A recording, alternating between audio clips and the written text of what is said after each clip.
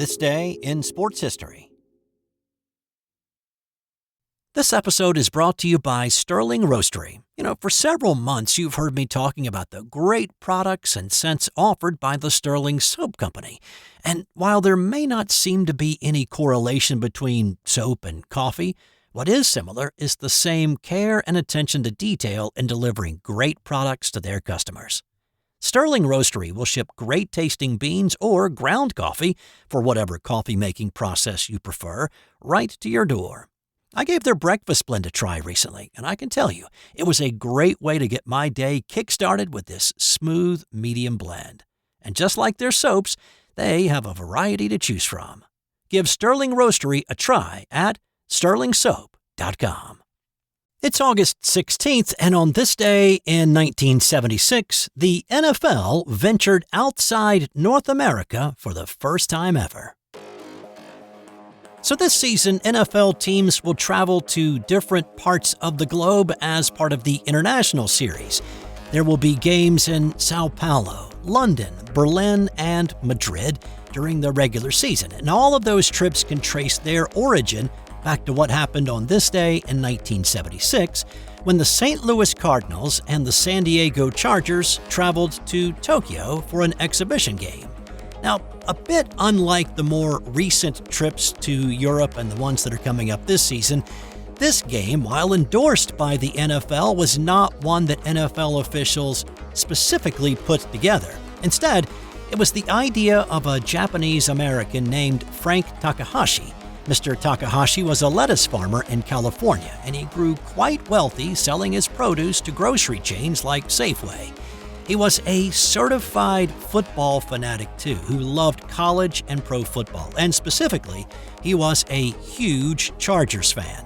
So, he brought the idea to Chargers owner Gene Klein to take the game to Japan, promising to pay the way for both teams. Klein found a taker in Cardinals owner Bill Bidwell to make the trip with him, and they set up a preseason exhibition game to be played in the 50,000-seat Korakuen Stadium in Tokyo on this day. Now, Takahashi said that if he sold out the venue, he'd break even. He came up just a little short. Now, from the players' perspective, it did seem a little bit silly. There was the novelty of breaking up training camp for a trip to a foreign country, but, flying 13 hours on a plane to play a meaningless preseason game was not really what they wanted to do. But once the trip started, they started to enjoy themselves. The Chargers plane was out of alcohol by mid-flight, apparently with a lot of guys enjoying the sake. Some players paid an extra $1,000 to take their wives, and they found some really cool family activities in the week leading up to the game while they were there.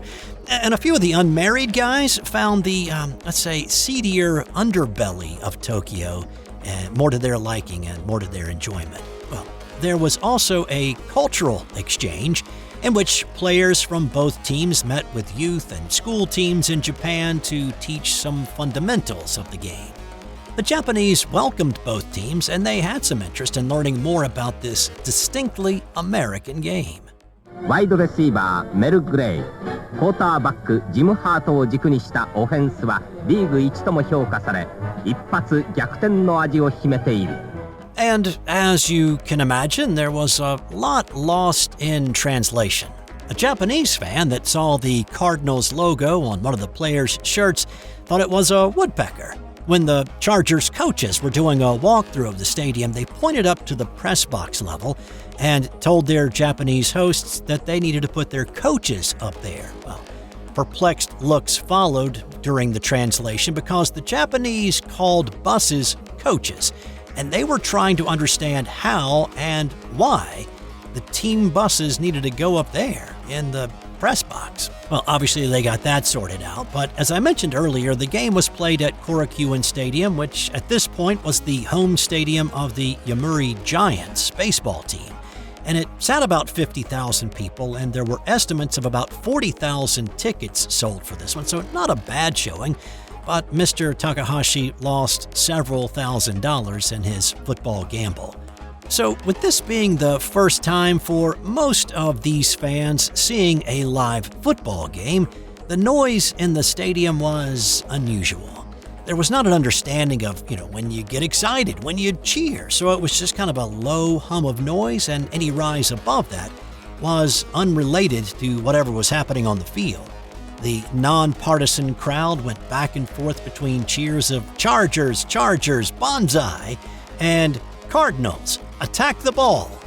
St. Louis led 10-3 at the half. Dan Fouts threw a touchdown pass in the third to tie the game up.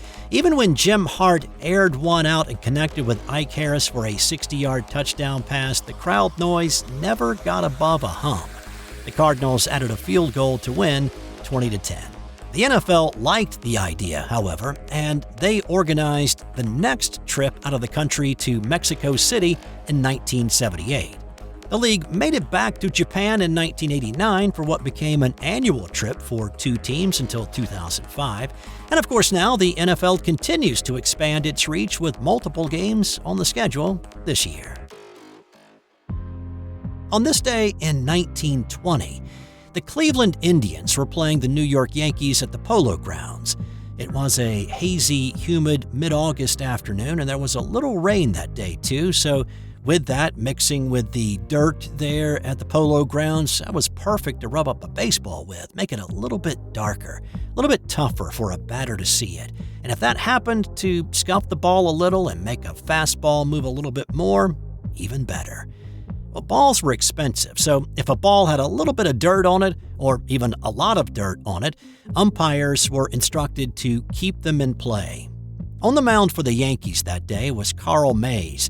Mays was a submarine thrower, a known ball scuffer, and he was also known to have a bit of a mean streak. In the top of the fifth inning, the Indians were up 3-0, and Carl Mays was especially not happy.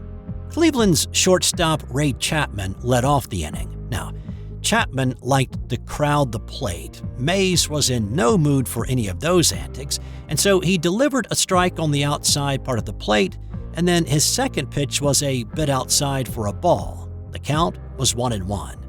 Chapman edged a little bit closer to the plate. Mays needed to move him back.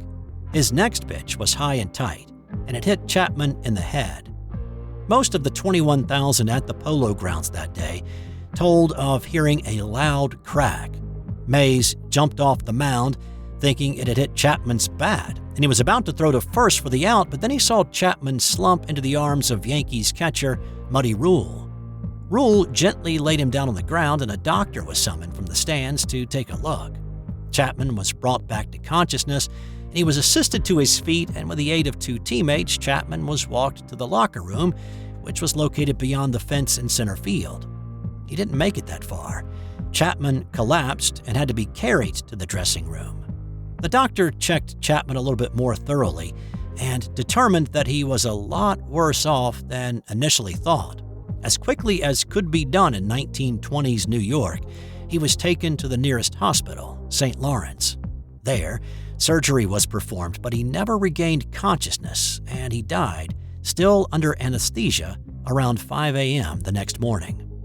It was the first and still only instance of a Major League Baseball player dying as a result of an injury suffered during a game. At this point in the history of the game, players obviously did not wear helmets when they took their turn at the plate. After Chapman's death, there was a movement to develop and incorporate batting helmets, but it didn't gain any traction.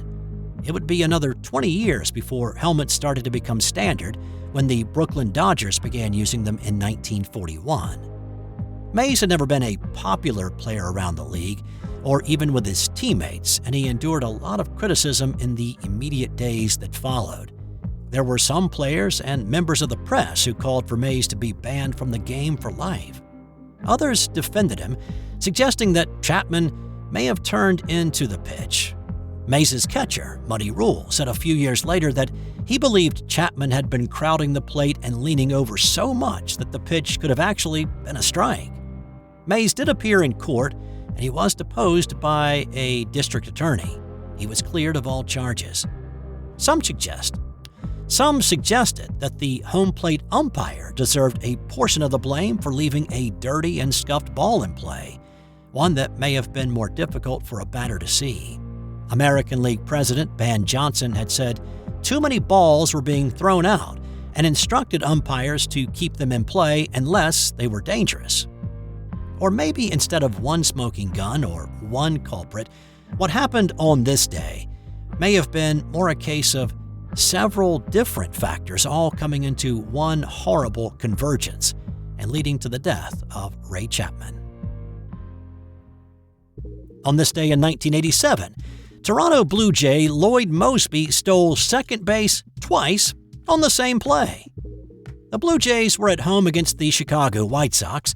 Moseby was on first base and always a threat to run. Bill Long was on the mound for the Sox with Carlton Fisk behind the plate. Are they going to play? There goes Moseby. Picked a good pitch to go on. Terrible throw. Moseby doesn't know where the throw is. He's going back to first base. Is he going to steal first? He steals first. Now he's going to steal second again. I've never seen it before. Moseby said, hey, McLaren, you got to help me. Where's Abbott and Costello when you need him? So officially, it went down as one stolen base, but it was kind of interesting to see him going back and forth. He eventually scored in the inning. He had a nice day to go along with his memorable play, going 3 for 4 with a homer in the 7th to provide the winning margin of 6-4. On this day in 2009, it was the final day of the PGA Championship, played that year at Hazeltine in Chaska, Minnesota. Tiger Woods was in the lead wearing his trademark red shirt, playing in the final group and ready to hoist another major tournament trophy in the air. At this point in his career, he'd won the PGA Championship 4 times, and with Tiger in the lead after 54 holes, it was as close to a sure thing as there was in golf. He'd never lost when he was atop the leaderboard to start a final round. Tiger was a 20-1 favorite to win when he teed off. His playing partner that day was South Korean Y.E. Yang. Now, a lot of players were intimidated playing with Tiger, especially playing in the final group on Sunday in a major. But Yang was not intimidated at all. Yang's caddy said that Tiger and his caddy, Stevie Williams, did not say a word to either him or Yang for the first 5 or 6 holes. Now, that's not incredibly unusual. It's a gamesmanship and intimidation method that others have employed, such as Ben Hogan, but it didn't faze Yang. When the duo got to the 6th tee, a rules official told Yang that he needed to speed up play. Yang, who had just watched Tiger stand over a ball in the fairway at the 5th for an eternity, shook his head and said, "Not me, him," and pointed at Tiger. Things were a little tense between the golfers the rest of the way. By the 8th, after Tiger made bogey, they were tied at 6 under. Yang's caddy said that he believed the momentum swung on the 13th, when Yang made a lengthy par-saving putt and Tiger missed his makeable birdie putt. Others may point to Yang chipping in for an eagle at the par 4 14th, with Tiger making birdie. That gave Yang, and for the first time in the tournament, somebody other than Tiger, the outright lead, and he would not relinquish it. Yang's 3-iron from the first cut on 18 to within 8 feet set him up for his final birdie of the day and a round of 70. Tiger shot an uncharacteristic 75, giving Yang the 3-shot victory. Yang had taken on the giant and beaten him. On this day in 2003, Cristiano Ronaldo made his English Premier League debut with Manchester United. 4 days earlier, the Red Devils had signed the 18-year-old phenom from Sporting Lisbon. That move had been initiated after Ronaldo had put on quite a show against Man U in a friendly 5 days before that. Sir Alex Ferguson, a difficult man to impress, told several folks after that friendly that they weren't leaving until they'd signed that kid. They did, and ever since, Ronaldo has respectfully called Ferguson his father in football. And to show their faith in the young Portuguese kid, they gave him the number 7 kit that had previously belonged to David Beckham, who had recently departed for Real Madrid. On this day, it was the season opener against the Bolton Wanderers. Ronaldo came off the bench as a substitute in the 61st minute. There were flashes of what he would become in a few years, but Ferguson said the 18-year-old Ronaldo was a bit too flashy in the early going, trying to prove to others how good he was. But after this one, Sir Alex called his debut marvelous. Man U won the game 4-0. Ronaldo did not score any of those. In fact, he'd only score 6 that season. But it was a start, and in 4 years' time, he'd score 42 goals, lead Manchester United to the Premier League title along with the Champions League title, and win his first Ballon d'Or.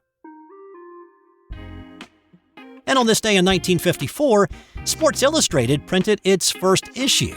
Pictured on the cover of issue number 1 was Milwaukee Braves future Hall of Fame third baseman Eddie Matthews in mid-swing from the left side of the plate, with New York Giants catcher Wes Westrum and umpire Augie Donatelli also pictured. It was taken at Milwaukee's County Stadium from a game on June 9th of that year. The cover was not specifically chosen because of Matthews, but more because there was a great crowd at County Stadium that night. The idea conveyed was, everybody likes sports. And unlike today when the person on the cover is featured somewhere in the magazine, that was not the case with this edition. Instead, there were only 6 pages of sports articles and news, and there were 27 baseball cards printed by Topps. One of the articles the first issue did contain was about the Miracle Mile at the Commonwealth Games earlier in the month that I talked about back on the August 7th edition of this dish.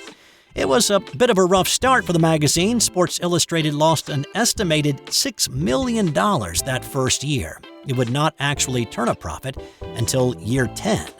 Sadly, as magazines go the way of audio cassettes and Betamax, Sports Illustrated mailed its final printed copy in April of last year. And I gotta say, as a kid who subscribed many years ago to Sports Illustrated, there was something about getting that copy of that week's issue, the anticipation, showing up in your mailbox, and then spending the next several hours or days reading it cover to cover. Honestly, I'm not sure I would be doing this podcast if it wasn't for Sports Illustrated. The great writing and the great pictures bringing the game to every small-town kid who dreamed of one day perhaps being in those pages. Oh well. And time now for today's That's Got Nothing to Do with Sports fun fact. Did you know that all clownfish are born male? In a family group, there is a dominant male, a dominant female that was at one time male, and then a few baby male clownfish.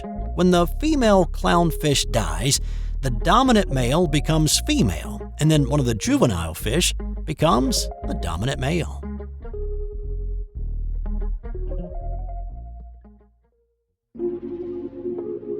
This has been an original Thrive Suite production.